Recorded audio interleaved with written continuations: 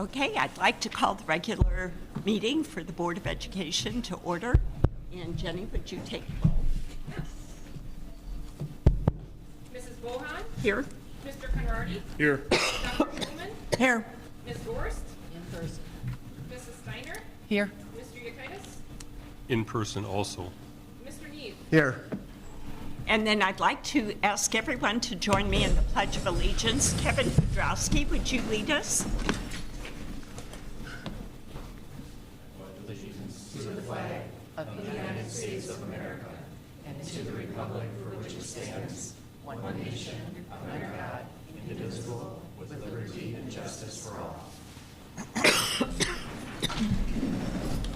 Thank you.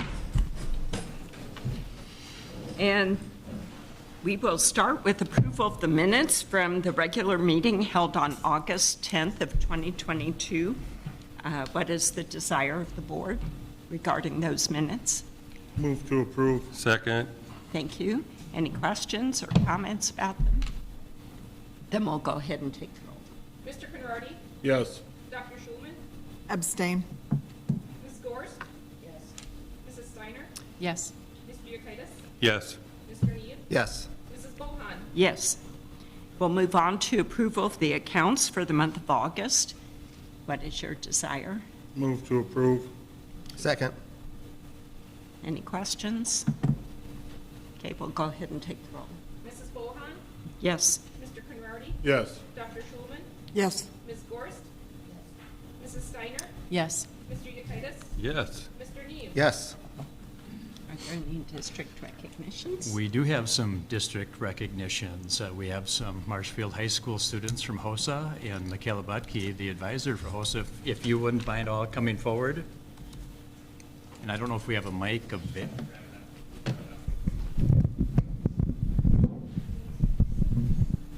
Thank you.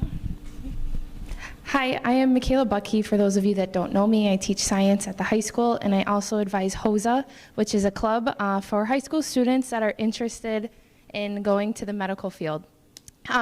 These two ladies joined me on a little journey to Nashville this summer for the 43rd International HOSA Conference. We had an outstanding performance by both of them. Cassidy earned recognition in her community service, the Barbara James Service Awards. And then Carly over here earned 7th out of over 10,000 students in an event for biochemistry, a class that we don't even offer at Marshfield. So these two ladies did a fantastic job for the week that we were in Nashville. It was pretty overwhelming. I think to be in the same room with over 11,000 people was eye-opening, people from all over the world. And so we're looking forward to another year in HOSA this year with a conference hopefully in Baltimore, or no, Dallas. One of the two. Okay. Texas, yes. Thank you. Thank you.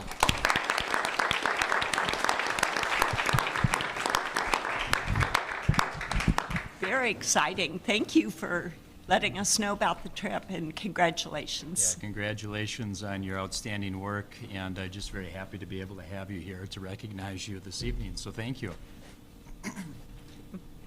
And we will move on to communications from the public. The board values all comments and respectfully consider this input in decision-making. However, it is not the intent of public comment portion of the meeting for the board to enter into a debate or discussion of an issue. Comments in regard to personnel matters are not allowed. Information presented cannot result in immediate action due to the open meetings law, but could precipitate a future agenda item. Comments will be limited to 3 minutes. And I have one. Do you have any others? Okay, then I would like to give the mic to Mike O'Reilly. And he would like to speak on policy.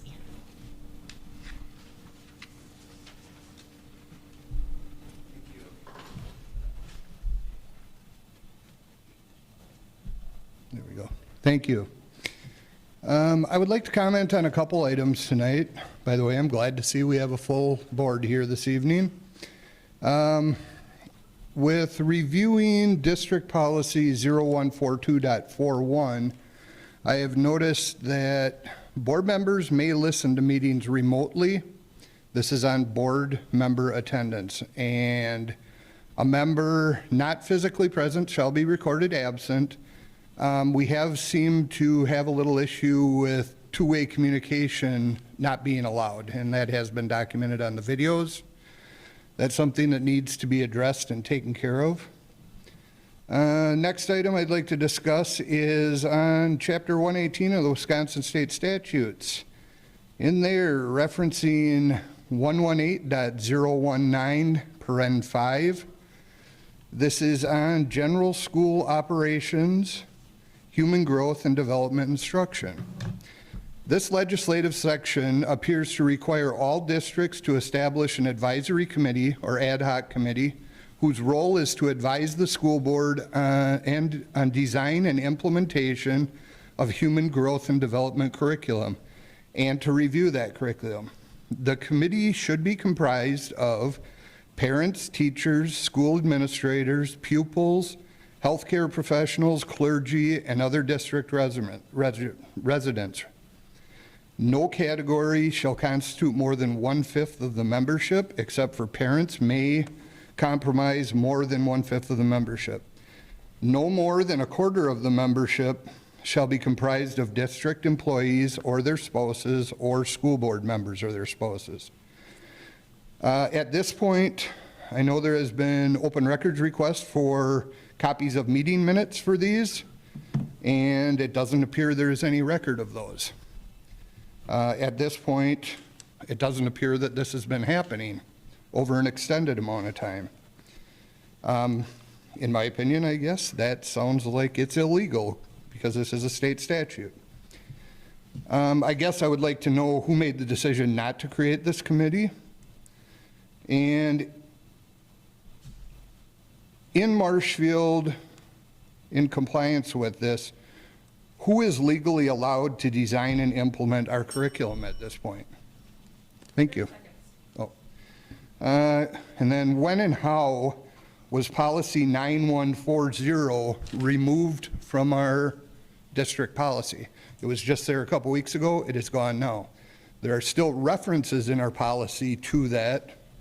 And I guess maybe in the future you can address the community that has some big issues with this. So thank you for your time. Thank you, Mike.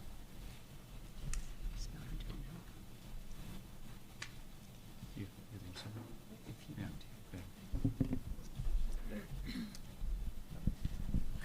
Thank you so much.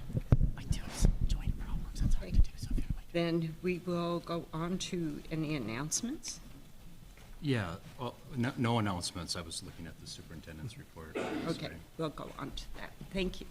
Okay, just very briefly for a superintendent's report, I just wanted to take the opportunity to extend great thanks to our students, our families, and our staff for a tremendous start to the 2022-23 school year. We've had a very successful couple of weeks to kick off the new year, and I've just been very impressed and take great pride in our students and our staff with all of the great things that I've seen going on in our buildings here the first couple of weeks here in September. And I very much look forward to the continuation of a great school year ahead as we move into the deeper months of the fall and the rest of the school year.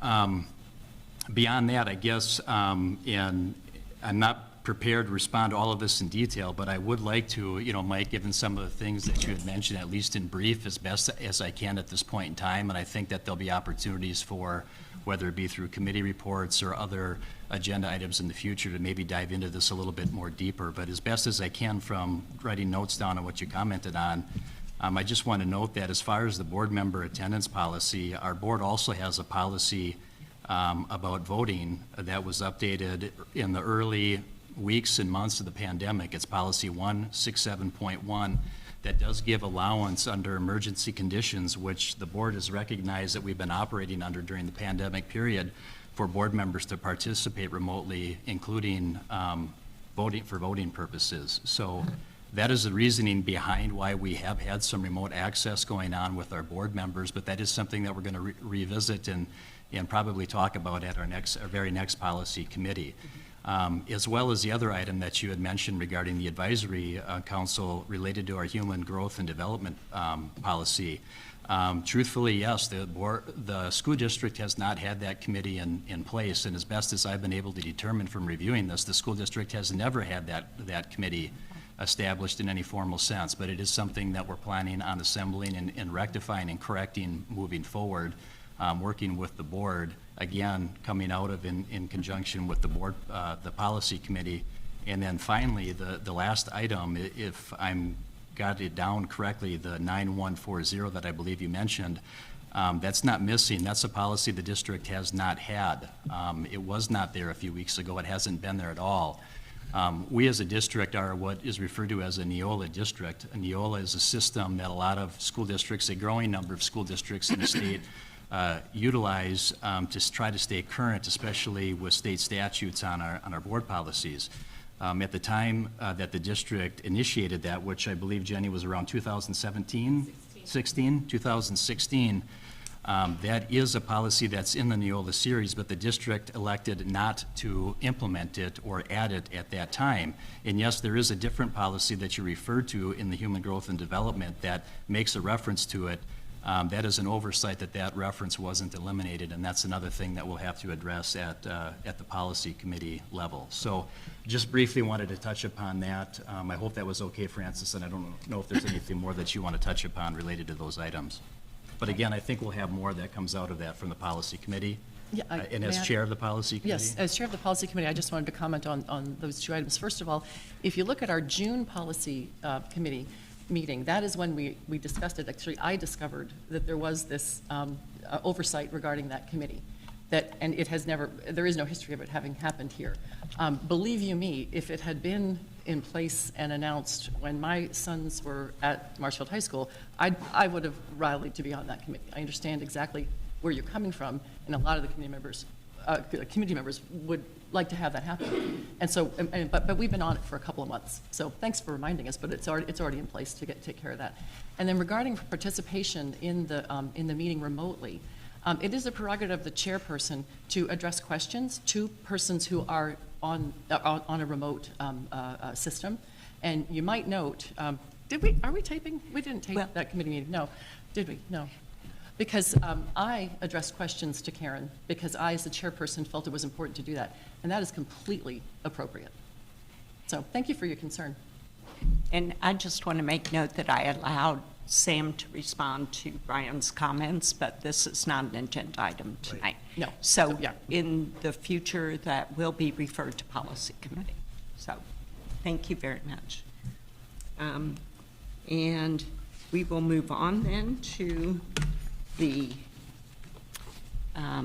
acceptance of gifts. And again, we're blessed to have a lot of gifts from this community, and we're grateful for the support that our schools receive. We have snacks and personal care items and school supplies valued at $180 donated by state bank employees. Donations to student needs closets at various elementaries valued at $5,750. Madison Elementary school supplies valued at $1,000 from Casamigos. And I might note that that restaurant also had a school supplies table for customers to get school supplies for their children out prior to the school year starting. School supplies valued at $100 and $70, cash donation from Valley Communities Credit Union. And then at Nasonville Elementary, $500 from Denise and Max Lindau for Mrs. Altman's 6th grade classroom, 14 school backpacks filled with school supply lists for K through grade 6, personal care items and additional school supplies valued at $700 from Fairway Independent Mortgage, new clothing for students in need or use in the health room valued at $400, Legos valued at $1,000 from the McTaggart family. And then at Grant, children's books valued at $20 from Chris Stargart, a 3/4 violin valued at $200, and a flute valued at $100 from Alyssa Waltz Flanagan. At the middle school, a water filling station valued at $4,000 from Delta Dental for the middle school, $200 for middle school athletics from Jason and Natasha Tompkins. At the high school, $50 for the Marshfield High School capstone construction class for their work on the Little Library building from Chris Leonard and Mike Warren. $5 Fun Zone gift cards from Pizza Branch for high school PBIS incentives. $800 for the high school football program from Main Street Marshfield. $200 for the high school golf team from Mackey. $250 for the Pathway Partners program from John T. Twiggs. And I'm not finished yet. We also have the high school FFA, $50 from Faith Fellowship, $150 from Mackey, $1,000 anonymous donation in memory of Todd Newman, $155 from Zodis from Marshfield Vet Service, $150 from Wisconsin FFA Foundation. And now I'm finished. So what is your desire regarding these gifts from the community? Move to approve with great Second. thanks. Second. Thank you. And we will take the roll on that. Ms. Gorst? Mrs. Steiner? Yes. Mr. Yekitis? Yes. Mr. Need? Yes. Mrs. Bohan? Yes. Mr. Conrady? Yes. Dr. Schulman? Yes. And now we will move on to Finance Committee. And I will call on Mr. Conrady to fill us in. Oh, I'm sorry. And Karen Schulman. Well, it was a big, beefy agenda tonight, so I'll try and get through this relatively quickly. We have one action item at the end. There was a good rediscussion update about a cash defeasance schedule. Due to some change and looking forward to what seems to be a pretty significant increase in the tax base this year, possible next year, there may be opportunity, there is opportunity, hopefully, we're pretty sure, to pay off more debt.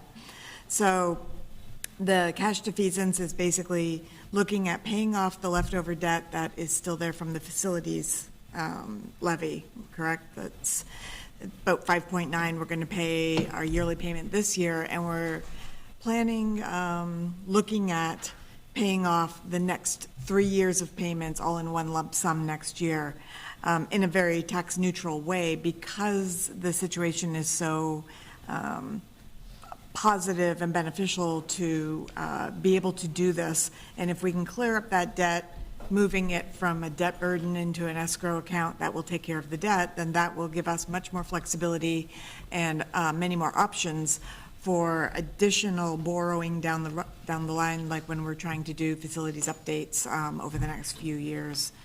So capital planning will benefit from being able to pay our current debt off now. Everything is being done in what we expect to be a very tax neutral basis.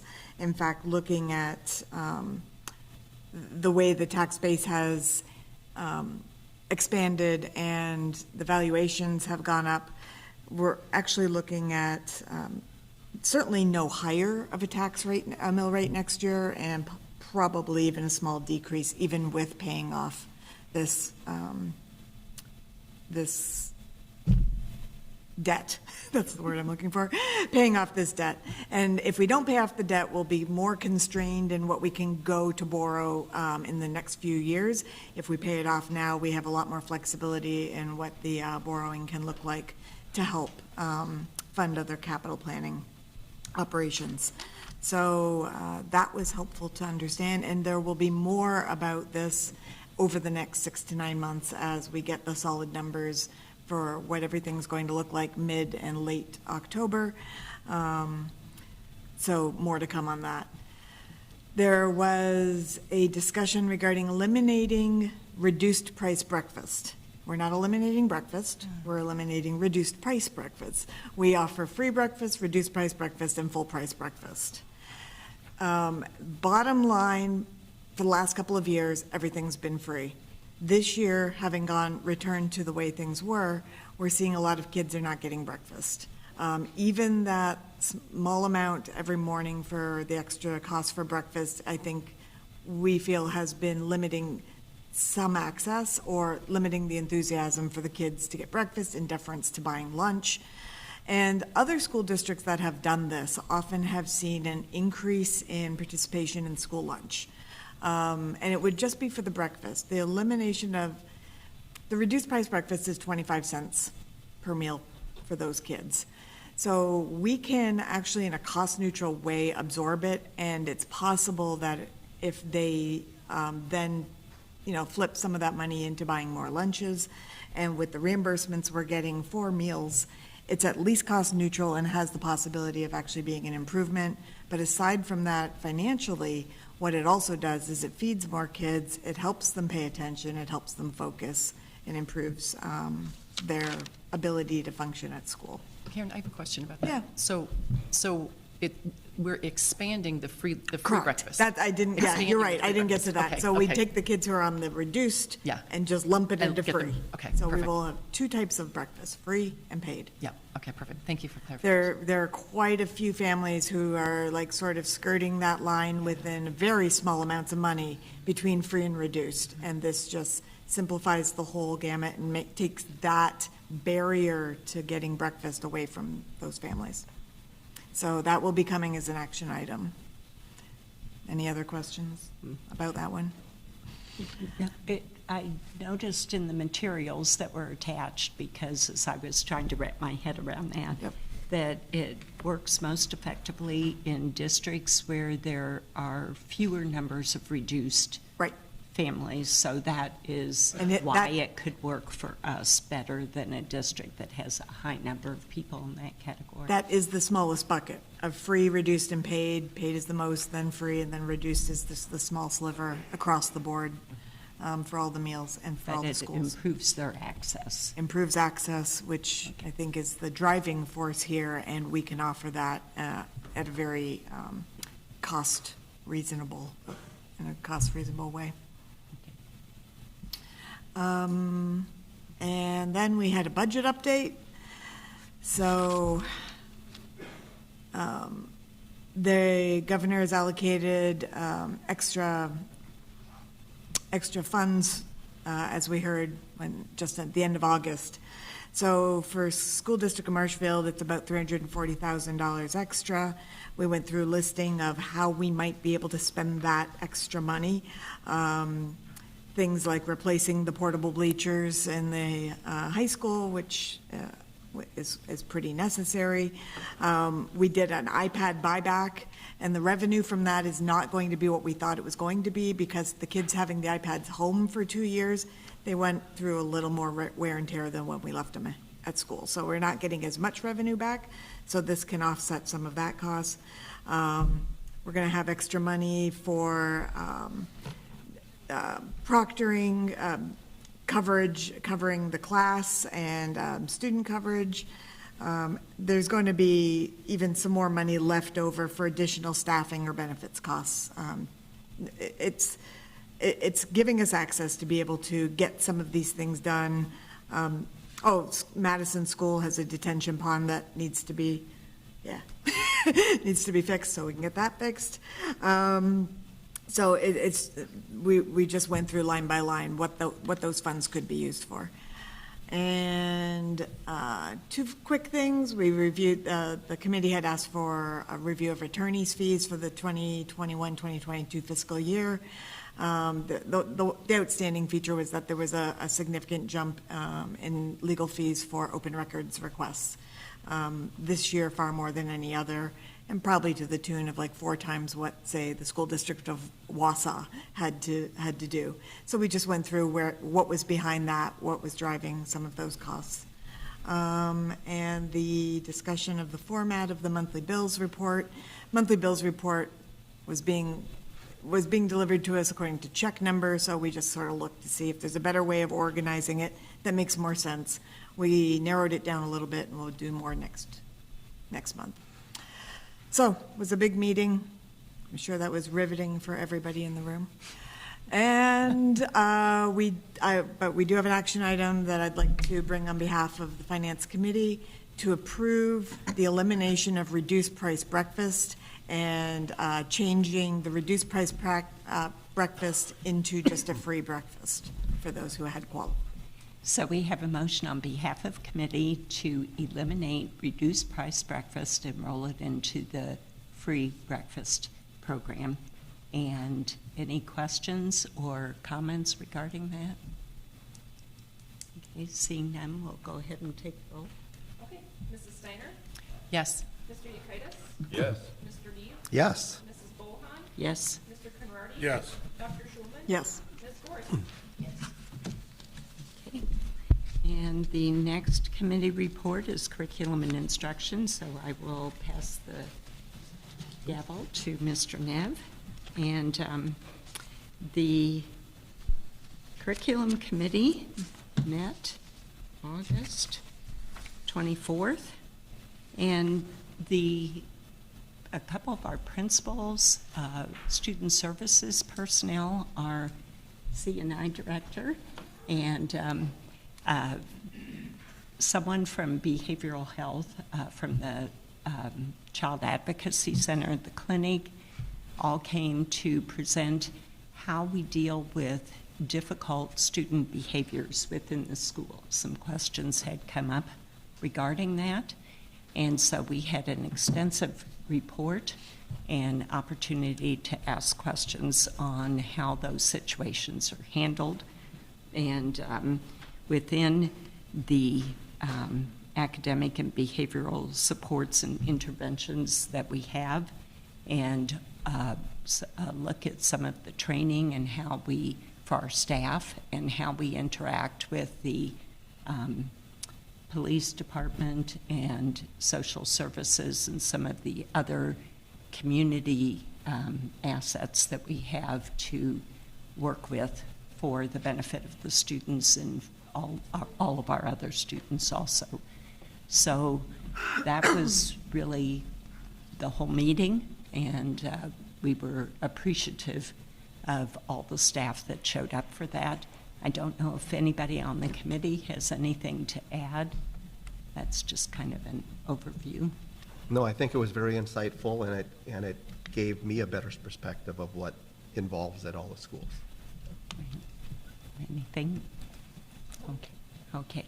So no action items, and that's it. That's it. Gavel back. Okay. Then we will move on to employee relations. Mr. Yekitis. We do have a couple of action items coming up here tonight. Those will be explained a little in the minutes that we had from our last meeting on September 7th. Present was myself as chair and Sam Steiner and Francis Bohan, so all committee members were present. We've had several meetings over our last Employee Relations Committee meetings about the academic calendar for 2023-2024. The committee then has consented to move the calendar forward for board approval, that's an action item tonight, on the basis of graduation being placed on Memorial Day weekend, as it has been in the past, to avoid scheduling conflicts with academic, athletic competitions, Dairy Fest weekend activities. A potential change for the 2024 and beyond is the option of a Friday evening ceremony.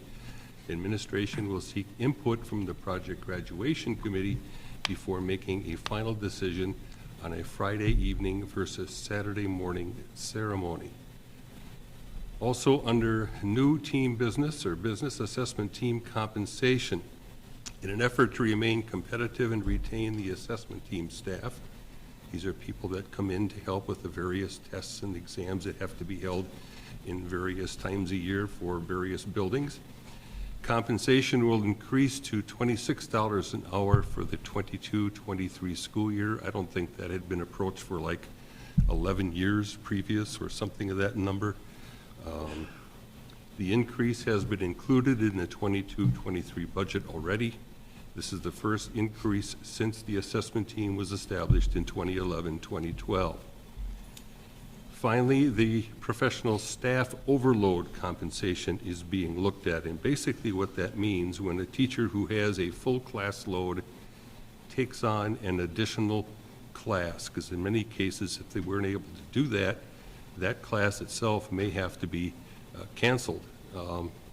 So overload assignments are issued of necessity to cover sections of classes that might otherwise be canceled. The current rate is $4,596. That includes a CPI increase that occurred in 2018-19, but has had no other adjustments dating back to 2013-2014, when the rate was $4,500 a year per overload assignment. Recommendation is to set the overload pay rate at $6,000 a year, $3,000 at $6,000 a year, $3,000 a We year. need to correct that. That's, that's typed incorrectly. Yeah, Yeah, to explain. Oh, yeah, per semester level, thank you, that's not included in here. The proposed increase would remain well beyond or below a proration of full-time entry-level teacher pay. The committee consented to move the recommendation forward for board approval, so that is an action item tonight.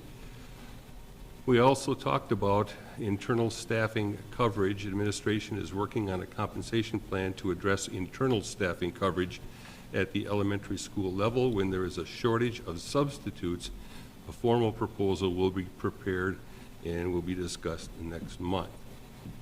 So, going back to our actual agenda tonight, the first item is a committee approves, or is asking for the approval of the 23-24 academic calendar, knowing that there will be some additions later on regarding project graduation, and so forth. But we felt it's important that we get it out there, so parents, I know, sometimes like to plan well ahead in terms of vacations and so on. So our committee is asking for approval of that item. Okay, so we have a motion on behalf of committee to approve the 2023-24 academic calendar. Are there any questions or comments? Kathy? There's a reference to graduation being on Memorial Day weekend, but there's nothing on the calendar that indicates that. Yeah, if I could add a little bit Sure. more, because I think that that is referenced in the minutes from the committee meeting as well, is that the calendar as presented and as you see in board docs is what is on the table for action this evening.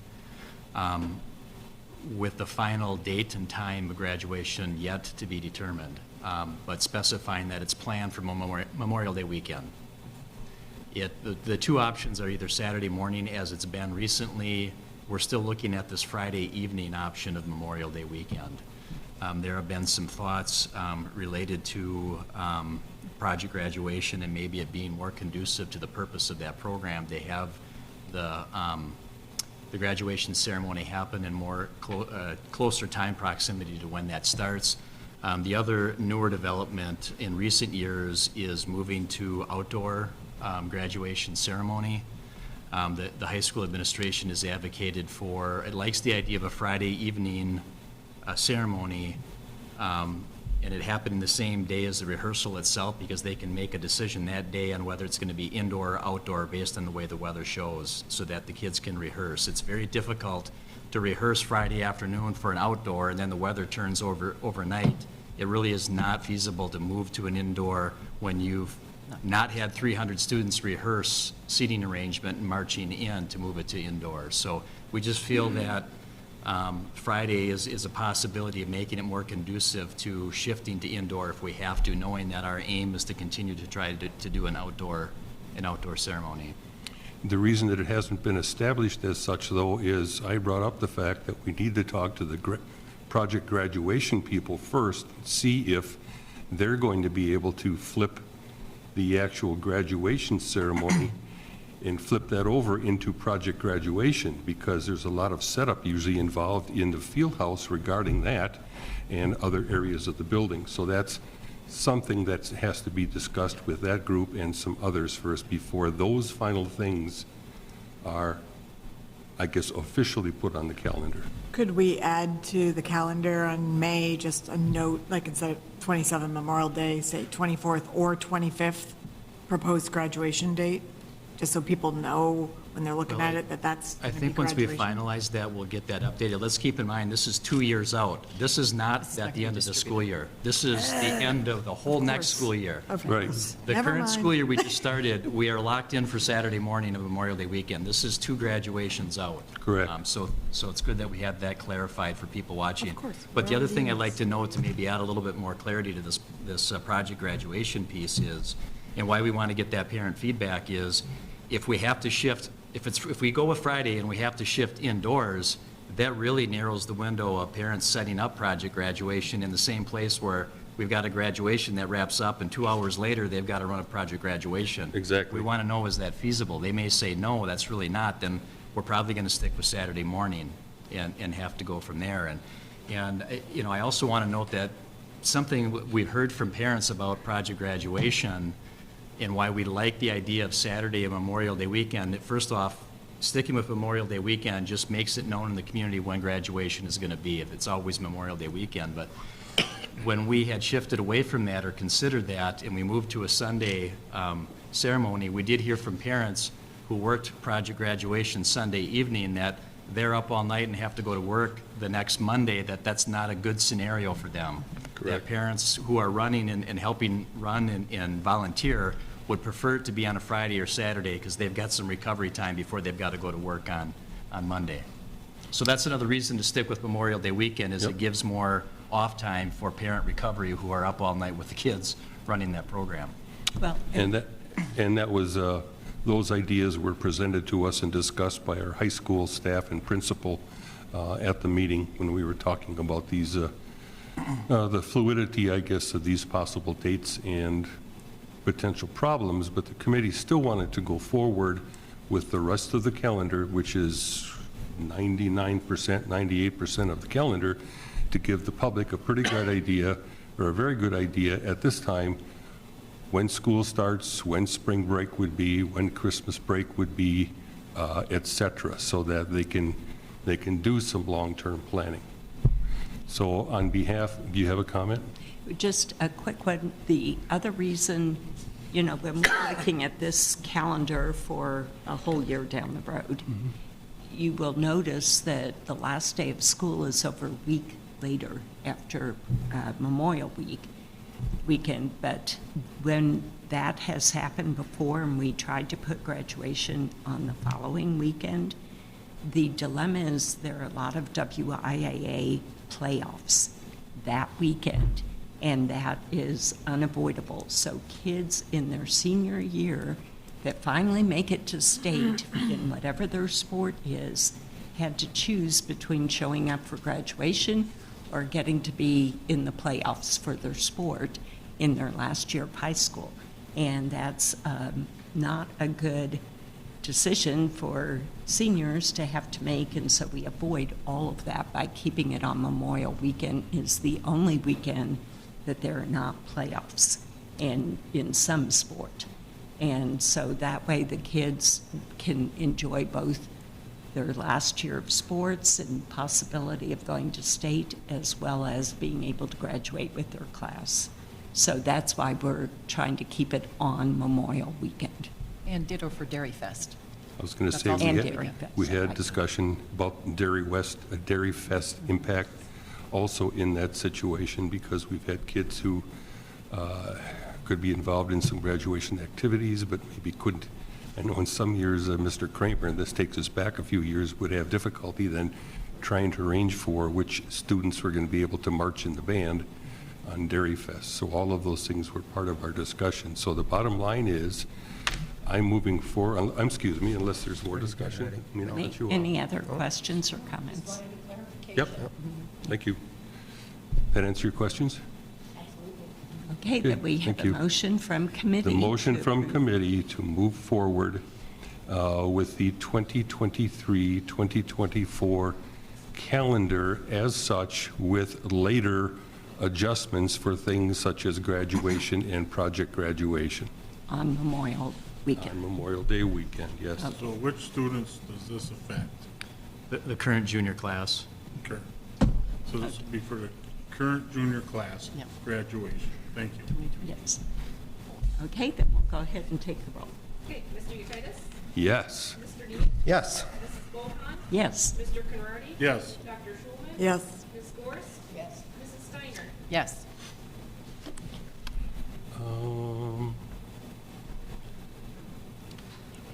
Overload compensation. Action on the overload, yeah. Yeah, we have the approval of the professional staff overload compensation that I discussed as well. That's an action item, and I bring that forward as a motion from the committee.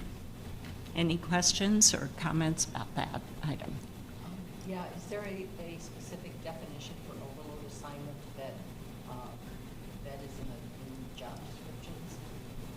Or that we have established for the school district? Well, it amounts to an additional, so this is applicable at the secondary level, so it's for teachers at the middle school and in high school. It's a standard full-time class load is 6 classes. So this is the equivalent of teaching 1 extra or teaching 7 classes. If it's a full year, that's what the $6,000 rate would be at if approved. And if an overload is for 1 semester, it'd be half of that rate. So it's incorporated into our additional job assignments. It's the job duties or job description. It's the same job responsibilities that they have for their regular positions, regular full-time positions. It's just 1 extra class. So it's taking a 7th class. And it's taking away one of their prep And it periods. eliminates them having prep A time, prep yes. time. Yeah. It also is more cost-effective for the school district not to have extra personnel with benefits and everything. So it saves us money too when we have, if we have someone willing to pick up that extra period. Also should note that this is not a forced overload situation. So if I'm an English teacher and somebody asks me to take an overload, I have that option. So one of the reasons for going through with the renewed compensation model is to go forward and take a look at that as well, to make sure that we are giving our staff something for coming forward and volunteering to take the overloads. I think you have a follow-up. Go ahead. Is the compensation level similar to what they would be earning, or is it at a rate? Less. It's actually, less. even with the increase, it's significantly lower than what their prorated salary would be, especially for a veteran staff member. You know, just to put it in perspective, and that's why there's a reference to entry-level teacher pay in the minutes. So a first-year teacher fresh out of college, a prorated amount would be about $9,000.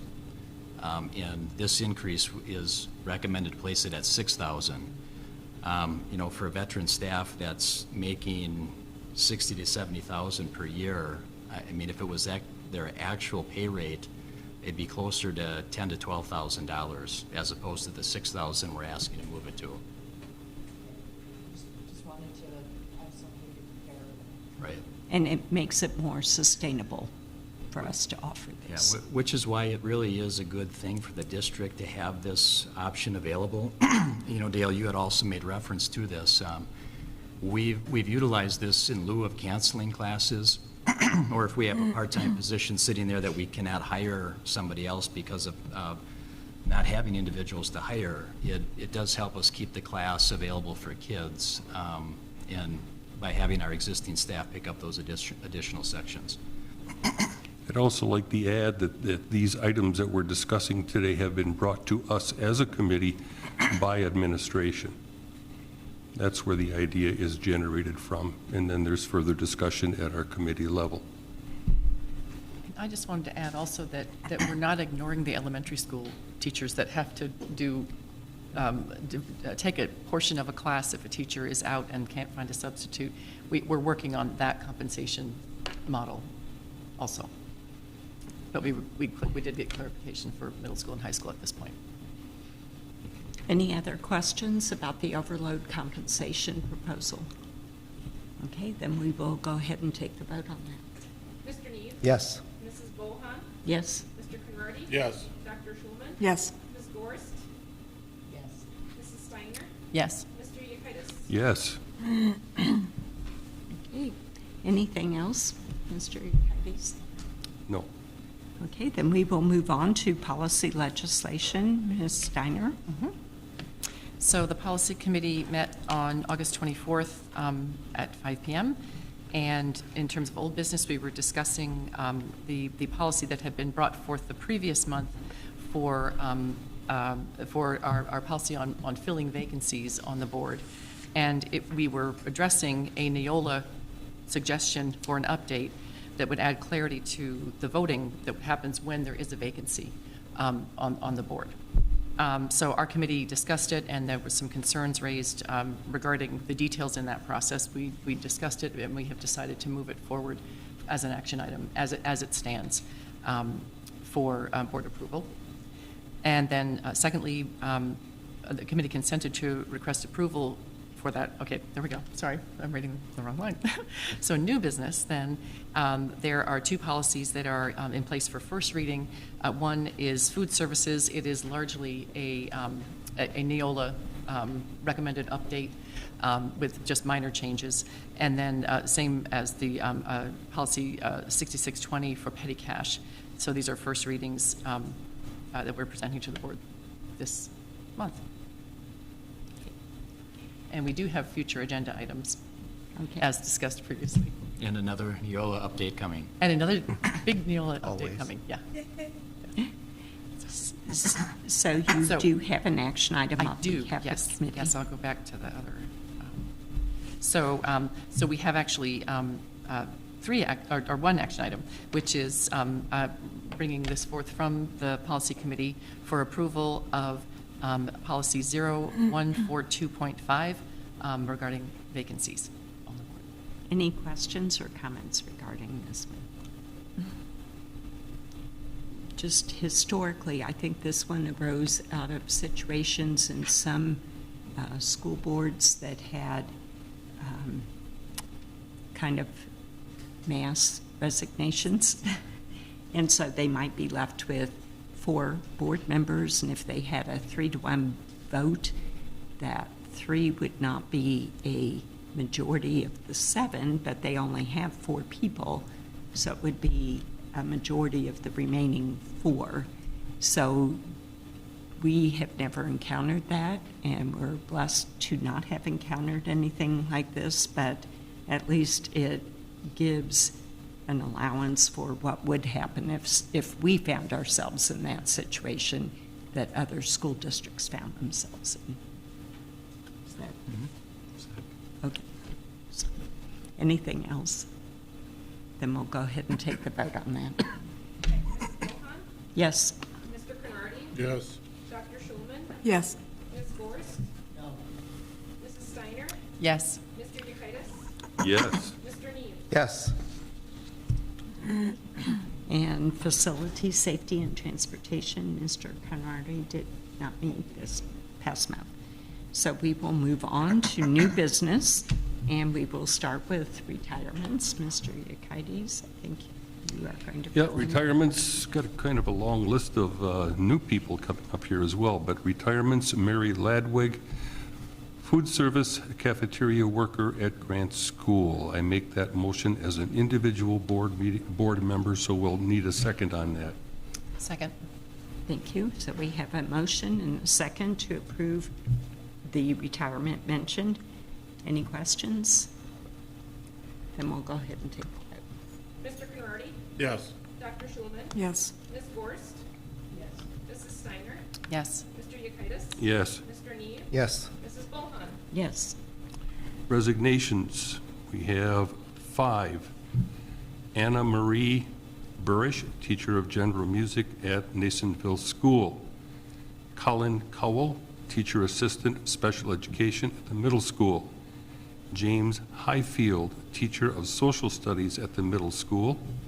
Rayleigh Klein, clerical school secretary at Madison, and Sierra Snap, teacher of math intervention at the middle school. I make the motion as an individual board member that we approve those resignations. We will need a second. Second. Thank you. So we have a motion and a second to approve the resignations listed. Any questions or comments? Yeah, I do. Going back to committee on some of this, is special education, I mean, it seems like it's constant. Has the committee talked much about that? And if not, could they, you know, going forward? Because it seems like every time we turn around, it's somebody from special education, and I see the new hires, you know, but it seems like a revolving door to me.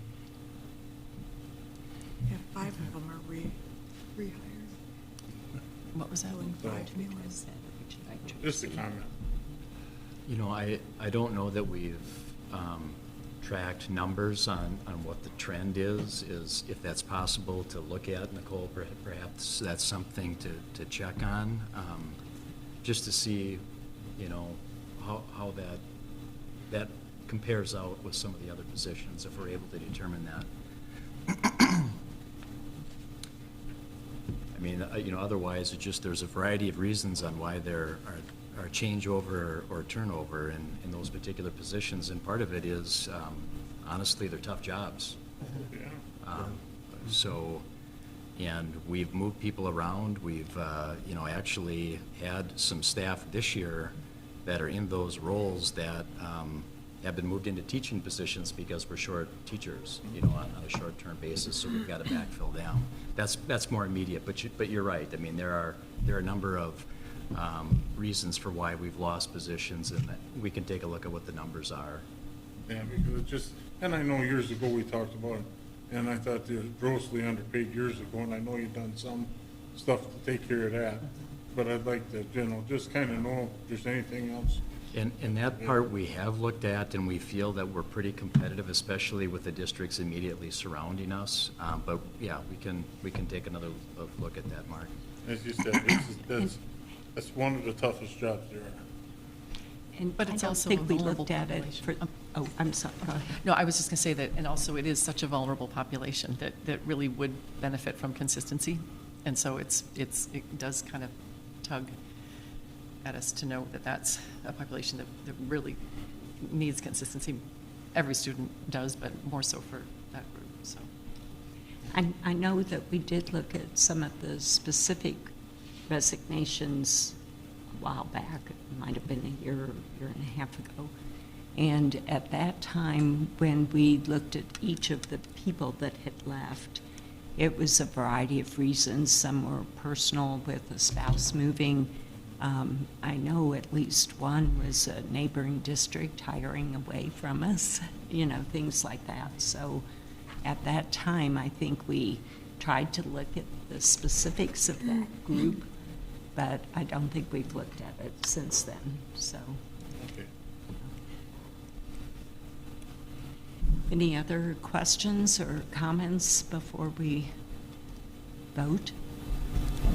Have we, or do we do like a report, an annual report when we have resignations, in terms of what type of, what the reasoning is? Because if we're losing teachers because of work conditions, or what appears to be work conditions, we should know that. Yeah, so we have had some past conversations about information that's been gathered through exit interviews, for example, and maybe it's not this last meeting, but 2 meetings ago, Nicole brought and did a report out on what the turnover rates in the last couple of years, and actually we had less turnover for positions for this current year than the previous 2. So we have looked at a little bit of that and report out periodically. It hasn't necessarily been a standing, you know, same time of year, every year type of report out, but it is something that ongoing is being looked at. I recall the report, it didn't contain a whole lot of detail, it was pretty much confused. So it's a little difficult to ascertain the reasons, you know, knowing what it is. And if there's a common thread. is everybody offered an exit interview? And then I'm sure the administrators will identify any common threads that might be coming up. If we did exit or anything? interviews with every resignation, Karen, we would get nothing else done all summer long. Well, at least professional staff. But there is a sampling of those that are conducted. Yeah. I really honestly don't think that we would have time to be able to conduct that for every single one. Now, could we move to a possible, something electronic, maybe a self-completed survey type format? That might be something that could be done in more mass quantity type approach. And then, augment that with some direct one-on-one exit interviews that are done now, like are done now. That would actually make a lot of sense. The other thing that I've noticed is when the committee has asked specifically about each one on the list, just to kind of give us a feel for it, the array of reasons is pretty wide. They In are. other words, it's sometimes hard to categorize all the different reasons that people mentioned in their resignation letter or whatever. So that's been another issue, is how to, but anyway.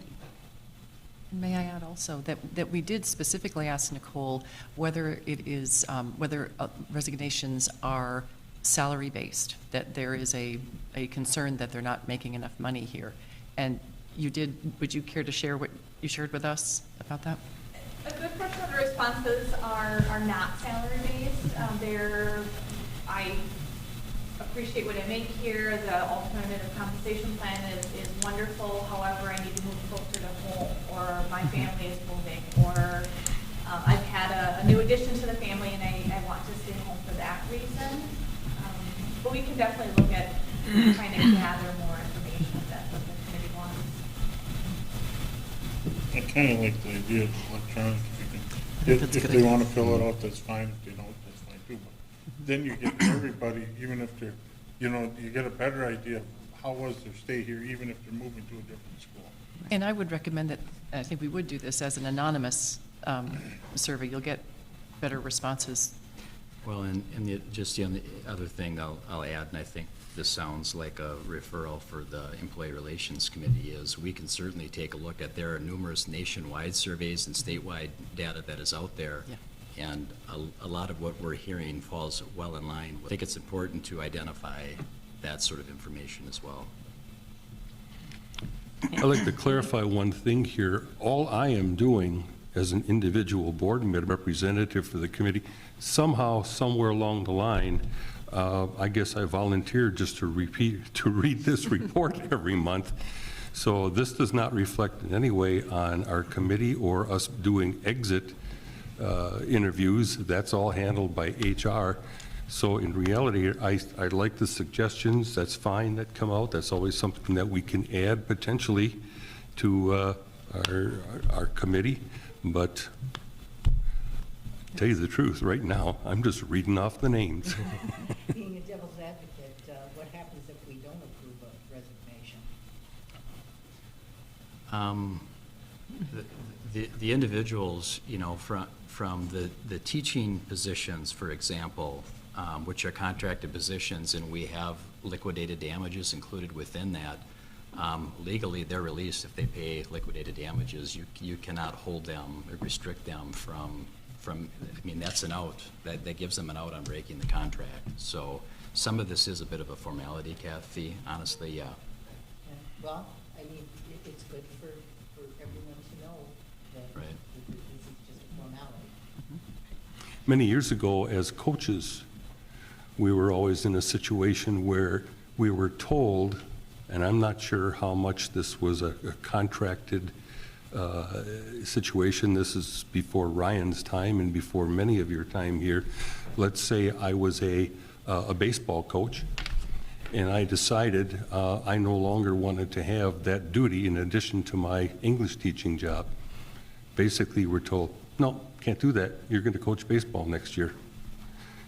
And that was discussed and argued and redone over the years, where it was realized, no, that's a separate contract that you're given for baseball. So you know, that just goes to show how things kind of were dealt with in the past as well. So, can we move on? You take the Got- vote, right? Okay. Anyone else? Okay, let's And go we'll to, back We already to, got the motion. We need a oh, motion. we didn't take the vote so yet? we will Okay. vote on accepting, or we'll vote on whether or not to accept the resignations listed. Go ahead and take. Dr. Schulman? Yes. Ms. Gorst? Yes. Mrs. Steiner? Yes. Mr. Yekitis? Yes. Mr. Neve? Yes. Mrs. Bohan? Yes. Mr. Conrady? Yes. And the good news is the list of new employees is longer than those two lists put together. Twice as long as the other two Right. combined. This is the longest list that we've had in quite a while. Okay, once again, as an individual board member, I move that we improve the employment of the following new personnel, and this is not out of committee. First of all, the hiring of Jenny Bloom. As I was looking at this, I almost said Judy Bloom, a teacher of art at Nasonville, Washington, replacing Bridget Ryle. Amy Delaney, position of teacher of alternative education personalized pathways program at the middle school, replacing Jim Sadowska. Priscilla Earle, teacher general music, first semester at Nasonville/Washington, replacing Anna Marie Burrish. New hire, Kayla Eckes, teacher assistant of special education at Madison, replacing Amanda Engel. New hire, Pamela Esslinger, clerical business office clerk at Central Office, replacing Jody Budke. Macy Free, clerical school secretary at Madison School, replacing Rayleigh Klein. Mackenzie Ganch, teacher assistant of special education at Nasonville, replacing Penny Sweet. Andrea Kramer, teacher assistant of special education at Madison School, replacing Lisa Whipfley. Patricia Kramenacher, food service prep cook a la carte at the high school, replacing Joyce Bittner. Thomas May, teacher assistant of special education middle school, replacing Sandra Matson. Lisa Opel, teacher assistant special education at the middle school, replacing Dawn Armbruster. Priscilla Schindler, teacher of general music first semester at Grant Lincoln, Washington, replacing Brett Burns. Mary Schweiger, teacher assistant of regular education at Madison School, replacing Colleen Jacob. And finally, Diane Waldhauser, a teacher assistant health services program at Madison School, replacing Rebecca Banneman. Now, again, as an individual board member, I move to approve the hiring of those people. Second. Thank you. Any questions or comments regarding new hires? Just the general music teacher thing just jumped out, that both are only first semester and both are at Washington, but they've split the other ones. Is Washington need more music teaching than the others? Or they'll probably split Washington, now that I'm That has to do with the myself way the original days. assignments were set up, and then the vacancies that occur. So, and the sort of contingency plan on filling the vacancies that were left behind. You know, so for example, off the top of my head, you might have one teacher doing third and fourth grade on one or 2 days of the week, and somebody else is doing fifth and sixth on other days of the weeks. Yep, I talked myself through it by asking the question. Thank you. Questions or I'm assuming that it says down here, this pending completion of mandatory hiring practices is required by Wisconsin statute. So have all of these individuals completed that, or are some of them still pending? You're referring to the reference that's at the bottom of the document. So, yes. Now, the thing about that, in an example that I want to give you, is going through the licensing process. So, you know, some of these positions are licensed with stipulations, I think is the terminology. It used to be called emergency license. Now the DPI says license with stipulations. So there's a lot of paperwork that needs to be filled out in process. And just to put in perspective, the DPI is 3 months behind on approving licenses. So we're moving forward with an understanding that the license is going to be completed, and that's the main thing that's here. And that could be December before we know whether it's finally cleared. If it doesn't for some reason, then we'll address it at that particular time. So if it doesn't clear, does that mean that we unhire them? Would that- Well, we would have to remove them from the position at that point in time, once that was confirmed. But it is interesting, if you go on the DPI website, they will identify where they're at in the processing of these applications, and they'll give a date of when the application was submitted, where they're at in the processing. Last I looked, it was like late June, so we've got some of these positions, the licenses were put through 2 weeks ago, just prior to the start of the school year, because we had late resignations and we were shifting people around to backfill these assignments. So licensing is the big one. And background checks, all of them? Yeah, those are all done very quickly, yes. And, physical exams and drug tests and those things that are completed are done immediately. Just wanted a clarification on what that meant. Okay. Any other questions? Then we'll go ahead and take the roll on approval of the new hires. Did we have a second? Yep. Mark Oh, did. yes. All right, thank I you. did. Ms. Gorst? Yes. Mrs. Steiner? Yes. Mr. Yekitis? Yes. Mr. Neve? Yes. Mrs. Bohan? Yes. Mr. Conrady? Yes. Dr. Schulman? Yes.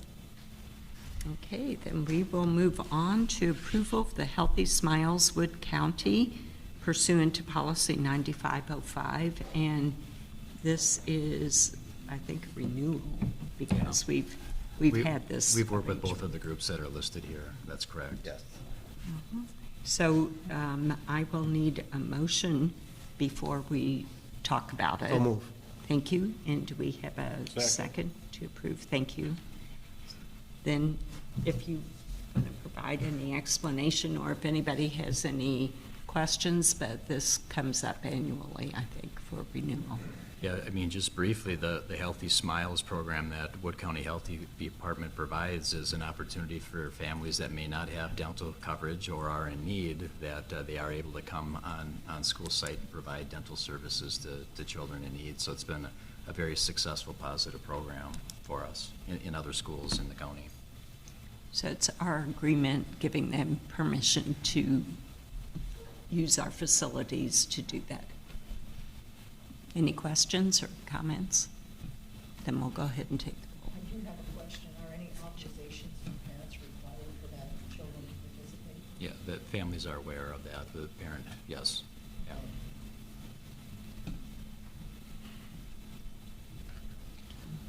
Okay. Mrs. Steiner? Yes. Mr. Yekitis? Yes. Mr. Neve? Yes. Mrs. Bohan? Yes. Mr. Conrady? Yes. Dr. Schulman? Yes. Ms. Gorst? Yes. And then the approval of the Personal Development Center pursuant to policy 9505 is another one that we have had an ongoing relationship with, the parameters listed in the agreement.